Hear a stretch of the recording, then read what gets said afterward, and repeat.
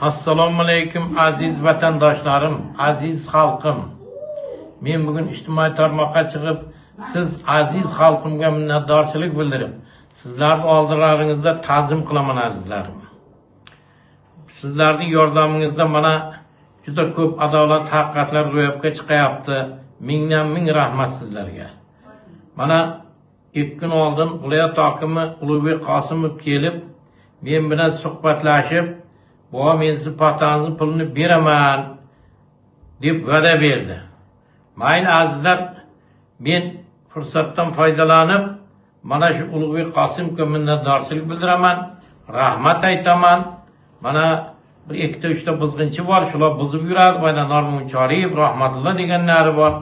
Xudo ulardan asrasa, Ulug'bek Qosimov xudo xolasa Surxondaryoda giroy bo'ladi. Shu kishining ham ishlariga omad, doim yaxshi ishlab yursin, xalqimizni boshini silasin xudo xolasa. Shuning uchun bu kishilarga minnatdorchilik bildiraman. Siz azizlarimga ham mingdan ming rahmatlar aytaman. Boshim yerga tekkuncha sizlarning oldlaringizda ta'zim qilaman azizlarim.